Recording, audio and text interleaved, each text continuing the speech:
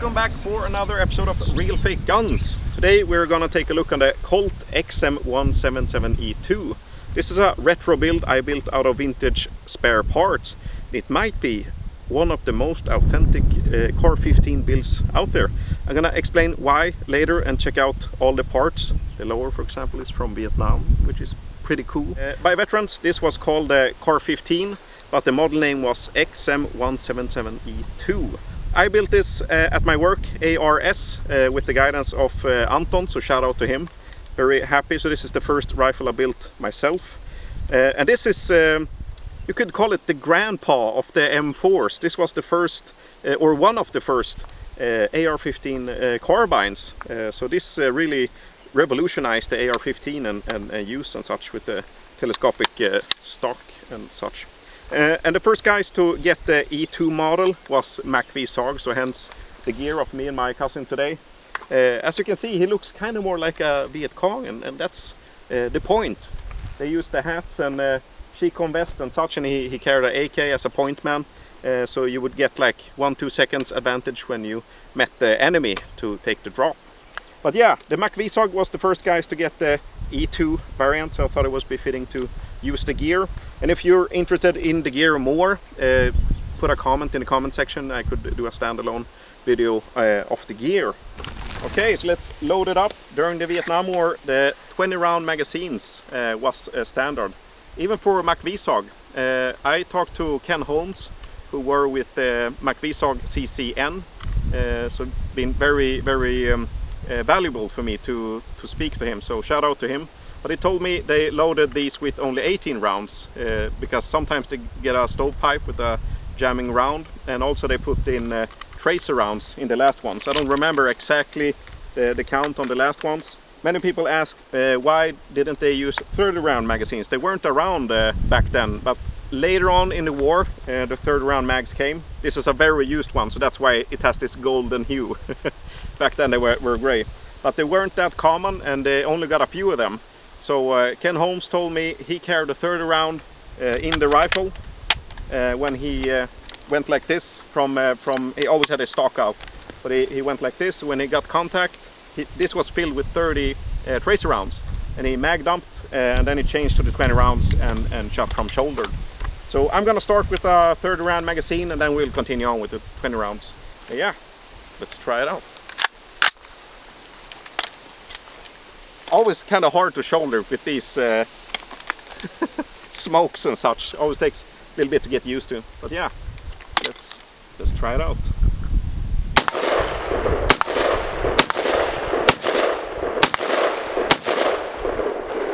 Do a little faster.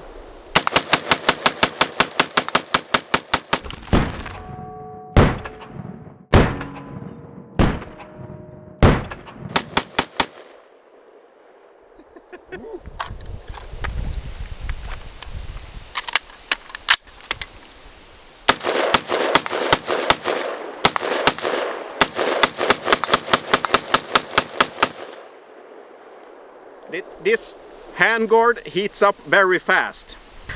Check out the tape that exploded.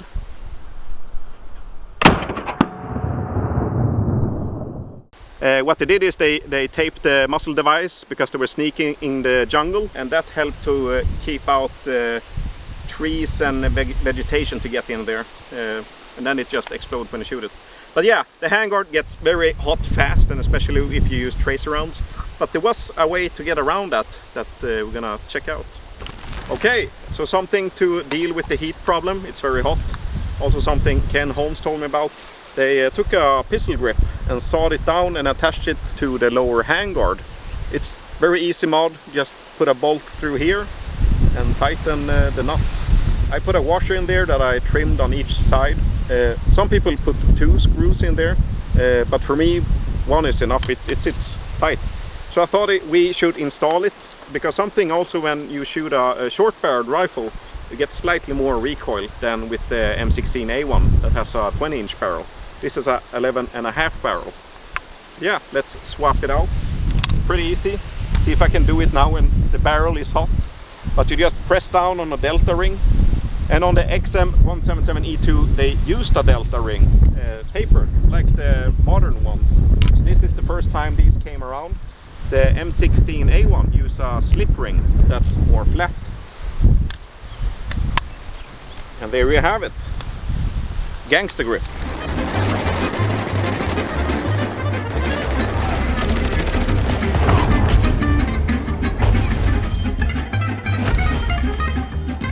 Keep the change, you filthy animal. Much easier to control the recoil, but also dealt with the heat. As holding here, very hot, but here you can escape the heat some. Yeah, I really like it. So let's take a few shots and let the other guys try it out also. So yeah, another 30 round magazine. This is more like what the 30 rounders looked in the Vietnam War. But now with a 30 round magazine and a Gangster grip, it doesn't that far off from a modern rifle. So you can really see these guys were the pioneers of how to set up your rifle.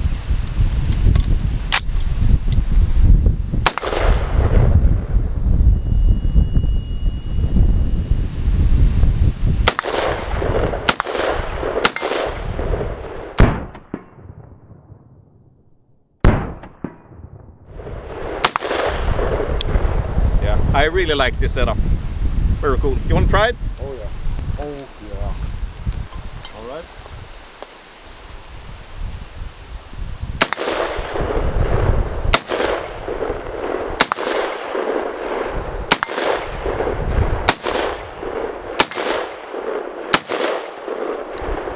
Very nice.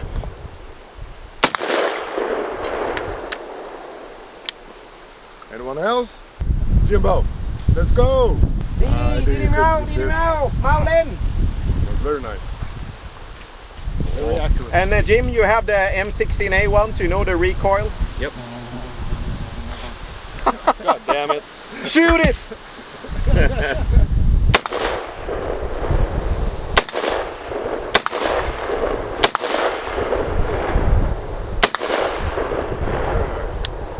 Ooh, smooth. Yeah. I like this one. Yeah, and you have the M16A2 handguards on yours, so you can do this mod on yours also. Oh, nice. Yeah.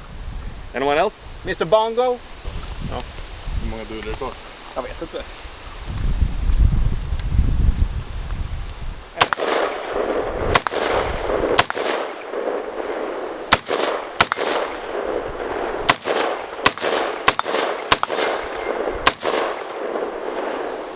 How did you like it? It's a toy.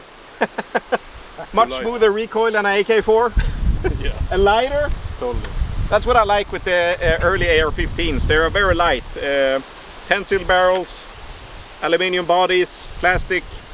Yeah, very nice. I really like them.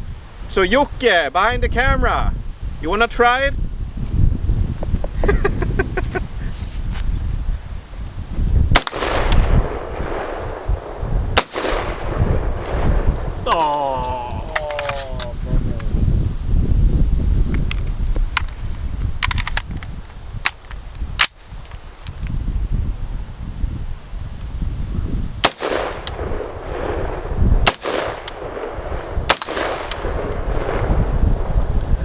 How did you like it? Real nice. Yeah? Trigger is a bit hard, but Yeah, you know, it's military trigger. it is. It's a surplus trigger group in this one, and yeah, they're pretty hard. But I like to keep it like this. On my modern rifle I have a Geisley trigger, but on my vintage one I like to keep it historical accurate all the way through. Okay, so why is this the most authentic XM177E2 build out there, or one of the most authentic builds? As this is not original, it's very hard to get the real one, but this is made out of vintage parts. Even the stock is vintage Colt, and the early vintage Colt stocks, if you come closer you can see, check out the material here. This is aluminium. So the early ones were made out of cast aluminium, not in plastic. That came post-war, after the Vietnam War. And this is the XM177E2 stock, so this is vinyl coated. Before the XM177E2 there was the E1 model, and that was anodized in dark gray, but the E2 was updated with vinyl coating to stay clear of water better, because it had a bad effect on the aluminium and such. And the stock is only 2 positions, all the way out or all the way in. So some clone builders out there, they have the more stops and sometimes have it like this. It's incorrect, all the way in or all the way out. That's the only thing in between. So yeah, this is original Colt. Sadly, I could not source original Colt buffer tube from the era, so this is a Brownell stand-in, and I also painted it in a correct color until I can find a vintage one. The castle nut also clone, but the end cap receiver here, end cap is Colt, and the lower is Colt, and the lower is from Vietnam. It came out of Saigon, so that's pretty cool. It's a M16A1 lower, because finding a XM177 E2 lower is pretty much impossible, but this is the next best thing. So I'm very happy this came out of Vietnam with the grip. Very cool. The selector is sadly a reproduction, because it only shoots semi-auto, but the trigger group is it's a surplus one, so it's a stiff trigger as it should be. But yeah, very happy about this one. And speaking of lowers, I'm gonna check out the differences. But the lower on my M16A1 is a Hydramatic, made by General Motors during the war, because Colt couldn't keep up with the production. So that's pretty cool. This also came out of Vietnam and was used in the war. So I'm very happy about these 2 lowers, and for me this is a holy grail. Finding a Hydramatic lower is very hard, and one that came out of Vietnam, even harder. So, yeah, I'm very happy. XM177, great success. But yeah, let's continue. The upper is I think it's a 70s made Colt upper, because you can see the C and H markings. Those actually came post-war, but this is the closest I could find, and most of them, the clone builds out there are these. So yeah, charging handle, sights, everything cloned with original parts, original handguards. Here's the other one, Colt vintage original with 6 holes. The original had 6 holes, and they're like deep black glossy. The lower here, the lower hanger is a reproduction. I chose a reproduction lower when I did this Gangster grip, because I'm afraid to crack it if I tighten it too hard or something with the recoil. So I'd rather have it on a repro. But I have both of them, so I can change them out. And something that really stands out in this build, it's the moderator. It's our original moderator. This actually came new old stock out of a source in Cambodia. I had it new in wrapper, so I'm very happy about it. And this have the baffles. So you American guys, for example, over there it's classified as a silencer. Over here we don't have that issue. If you own the rifle and the silencer fits, you can have it. But this does not reduce the decibel enough to be classified as a silencer here in Sweden. I checked with the police, because I actually had this on my airsoft clone back in the days, before I had the license for a real one. But yeah, I was allowed to have it even back then. But that's pretty cool. The moderator, it was made because the dwell time in a short barrel was hard to make it cycle properly. So you put the baffles in there to make it more reliable. So I know some clone builders, they have the smooth moderator for the style, but they have some feeding issues. But I've never had an issue with this. It fed very great. But some also say it's like a FUD lore out there, that the moderator was made to make the CAR-15 sound like an AK behind enemy lines.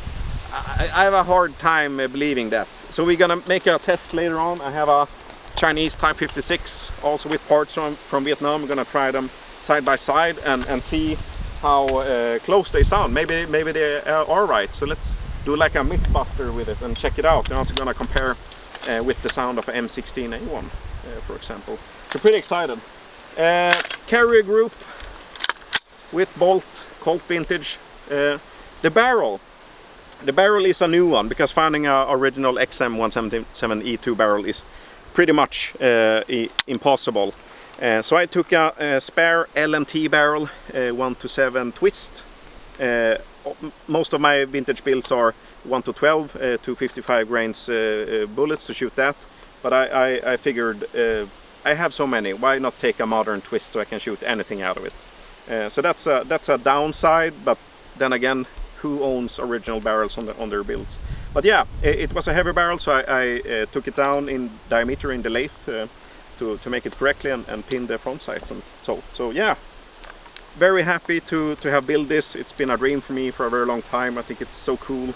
Even the sling is from Vietnam. It's a M1 carbine sling that you could see many SOG guys use.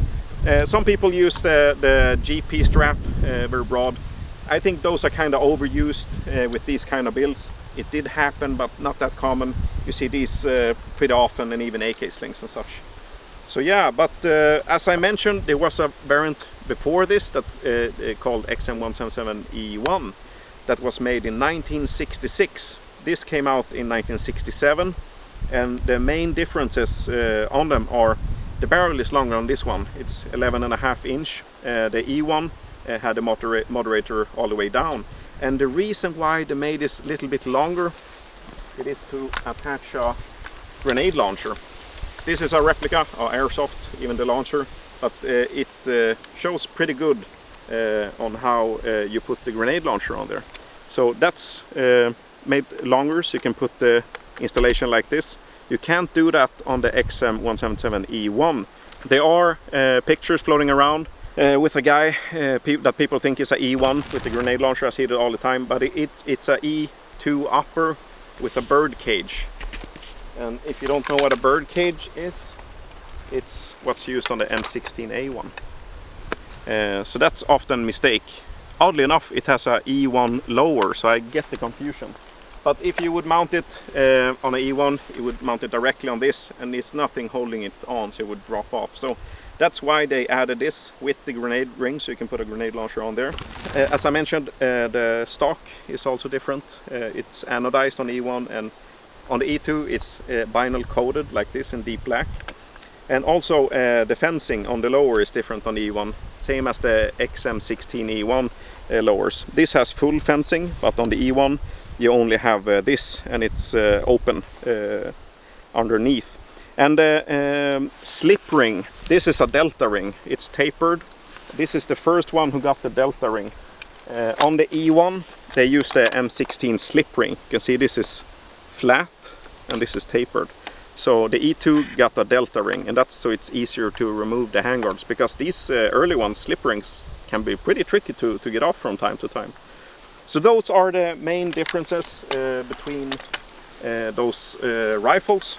And yeah, these were the early AR-15 carbines. Pretty cool. So let's do a sound test. Does the moderator sound like an AK?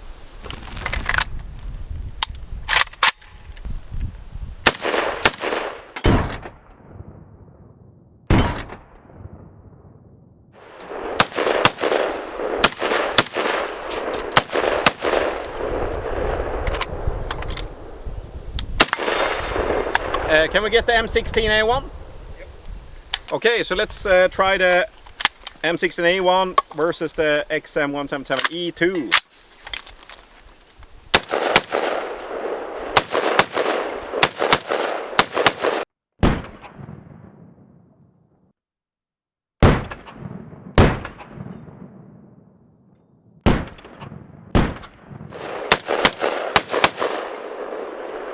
A little bit different. I think standing next to you, this one is a deeper. Yeah.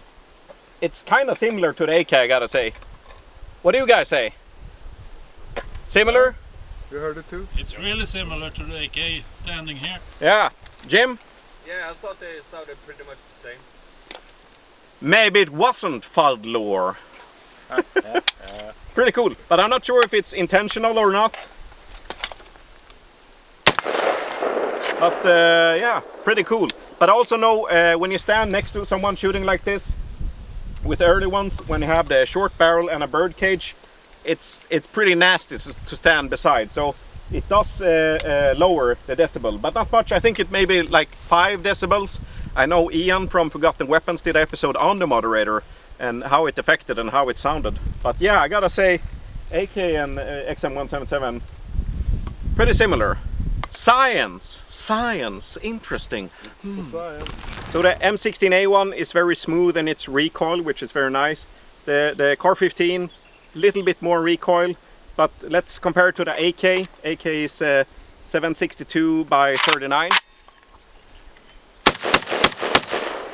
Little bit more punch. So CAR-15 little more easier to use, but I thought I'd let cousin to try. You like the AKs the most? I do love the AKs. It's a really nice gun to shoot.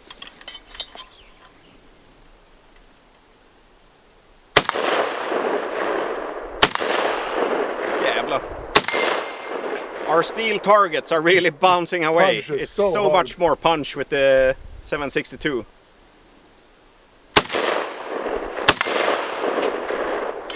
So, Mr. Bongo, you want to try the AK? Hell yeah.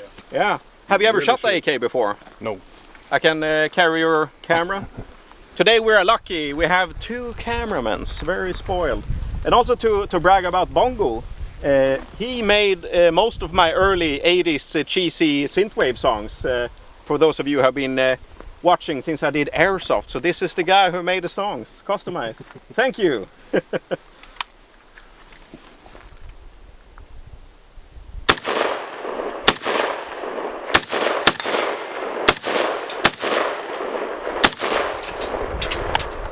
You want to shoot some more? Sure. I know you're an AK guy.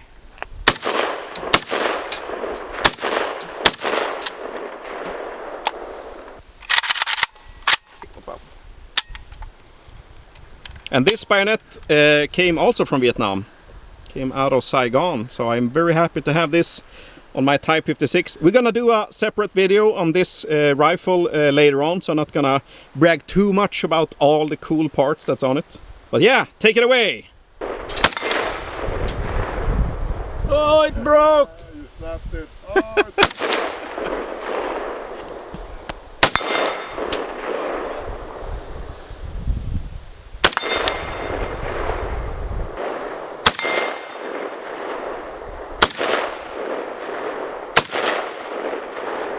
Ah. How did you like it? AK is for fun. I loved it. It was awesome. Yeah. Very cool. Which one do you prefer? Both. All of them. All of Correct them. answer. Yeah. Jim knows his guns. All of them. Oh. Oh. Oh. Is it hot? Yes. Okay, so here's the M16A one next to the XM177E2. This one is 2.6 kilos and this is 2.9, so it's slightly lighter, and why it was preferred by various special forces. But it's pretty much the same receiver, pistol grip, same front sights, same rear flip-up sights, but the difference is the stock. This one is a fixed long stock and this is a collapsible one. Handguards are shorter. This is more like the later M16A2 handguards, so yeah, this was ahead of its time. And as I mentioned, the slip rings differ, and moderator and bird cage and length of barrel. So round handguards, triangle handguards. Another thing that differs the CAR-15 from the M16A1 is the bayonet lug that you can see here. These were removed on the XM177 series, as you cannot deploy a bayonet on them as the barrel is too short, so they just milled it off. But yeah, very much alike, but some differences. I love shooting both. Recoil is slightly smoother on the M16 than on the CAR-15, but yeah, this is lighter, easier to maneuver in tight jungles, for example, such as Vietnam. So something also that's very typical for these early AR-15s is the teardrop for the assist. Goes down like this. Later on we're just round ones. Fixed carry handle. It's different from the A2 models that had a beefed up rear sight. This is just flip it up on long, and this is the short range. And long is, I think, 250 meters, 300, some sorts. I've shot these on 300 meters. I got pretty good grouping with irons. And also the lower receiver, this has a lightning cut here. On modern receivers, it's reinforced all the way. This is something to think about if you're a clone builder, to have these type of lowers. But yeah, I have original lowers, so I don't have to think about it. Okay, so some history about how this rifle became this small one. It's a little bit history about it. And to tell that story, over to voiceover guy. Thank you, on the spot guy. So, why was the XM177 developed? Well, the M16 was already a great rifle, but long with its 20-inch barrel. It worked well for infantry fighting, but it was cumbersome for helicopter crews, vehicle crews, and various special roles, so was looking for something more compact. In the 1960s, Colt created a family of compact AR-15 variants, known commercially as the CAR-15 series. But first they did try a shorter version of the M16, the Colt 605, which was pretty much a M16 with a chopped down 15-inch barrel as a dissipator. Cutting off 5 inches of the barrel killed the rifle's dwell time. Dwell time is the amount of time the bullet stays in the barrel past the gas port. And the dissipator had very little barrel length past the gas port. It also had a loud bang and a big flash. Paired with the dwell time cycling issues, it was very short-lived. So next up was the 607, which got the first moderator that helped with the flash and cycling issues. But it had some issues such as the stock mechanism making it collapse while shooting, and still had some dwell time and cycling issues. Only 50 were made, and a few were evaluated by SEALs and some Army Special Units. So Colt made another short carbine that the US military adopted under the designation of XM177. The main versions were the XM177E1, aka Colt Model 609, with a 10-inch barrel and was officially contracted by the US Army in June of 1966. Even though it was an update, it still had some reliability issues, and it was not uncommon to see it with a taped cleaning rod on it to help clear jams in the field. Later, in April of 1967, came the last carbine version during the Vietnam War, and that is the XM177E2, aka Colt Model 629, with a 11.5-inch barrel that helped with both dwell time and could now accept a grenade launcher. All of these, but the 607 also had Air Force version without the forward assist. The XM177 became especially popular with US Army Special Forces such as the Green Berets, MACV-SOG, Long Range Reconnaissance Patrol aka LRP, later on Rangers, Navy SEALs, Air Force, helicopter crews. For these users, the compact size was often worth the trade-off in effective range. So was it successful? Yes. Within its intended role, the XM177 was never meant to replace the M16. Instead, it demonstrated the value of a compact 5.56mm carbine. Its design directly influenced the M4 carbine, which today serves as the standard rifle for most US military units and across the world. Another thing with these stocks is that they are known to rip your mustache if you have a beard. In Vietnam War you didn't have a beard, you shaved, so you can have a gas mask, but some had mustaches. And this was very known for ripping your mustache out. It's very annoying, it happens to me sometimes, especially when I don't shave. Normally I don't shave. But what some people did, I'm not sure if it has to do with the ripping the mustache thing, but I think some just preferred to have a fixed stock. So what some did is, this is pretty cool, you can just swap out the lower. So if you don't want to have a stock like that, you can take the M16 lower. You have a slight shift in rate of fire, if I remember it correctly, as this has a long buffer tube and this has a shorter buffer tube. And this is something you could see with MACV-SOG from time to time. I think even their yards that they used, and I think I've seen one guy very late with LRP before they become Rangers. This is a pretty cool look, and it is smoother to shoulder. It is pretty nice, and when you have the stock extended, they're quite similar. So if you're gonna have it extended as you get better aim with it, why not run it with a fixed stock? But this is pretty cool, so I thought we'd shoot a few rounds and just see how it is. Okay, let's try it.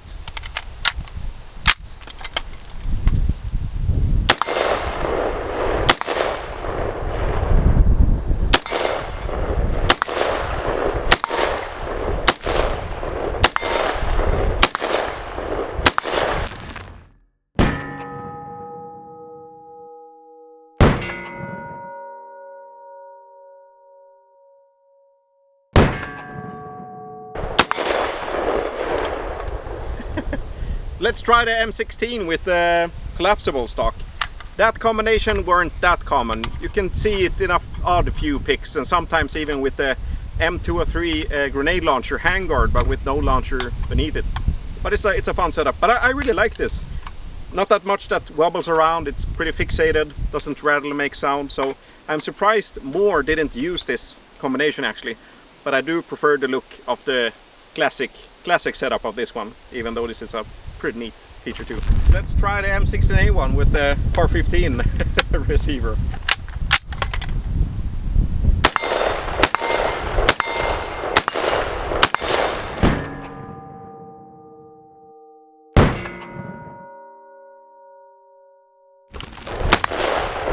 Yeah, not that bad.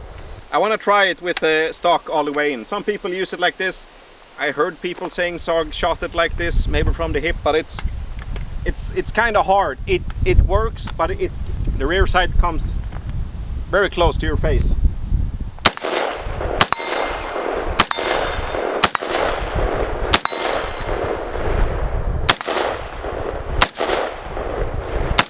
Yeah, it works, but you can really feel it up in your face. I prefer it like this.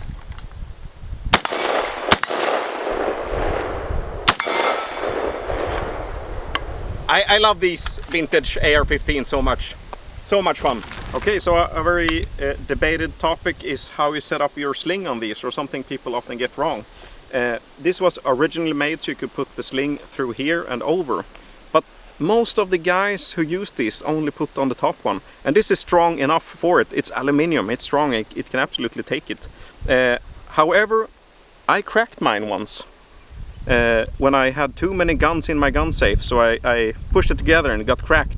And some people thought it was because I had my sling there. No, it was very strong. So I accidentally cracked it, and I repaired it, and I got some help from a guy who very good at these. Here's his Instagram. He's a magician with aluminium and metal work to repair it, so I'm very happy about it. It's repaired again. So yeah, it is strong enough for a sling, but it's not strong enough for too many guns in a gun safe. And in the front you have a sling swivel underneath, but they didn't really use it. Some removed this, some kept it on. You can see Tilt, for example, he has his sling swivel still on, and then you put the sling here. So this is a very common way to have your sling, because you carry it like this. Sits like this, and yeah, more convenient in how you set it up. But if you are a grunt, not that too many grunts got the CAR-15, but the grunts put it all the way through, like in the manual, and they had their sling here, like so. But if you're gonna do a special guy, special men setup, anything special, this was the most common way to carry it. Either if you use a general purpose strap, AK strap, or just a paracord as some did, this is the most common way to portray it.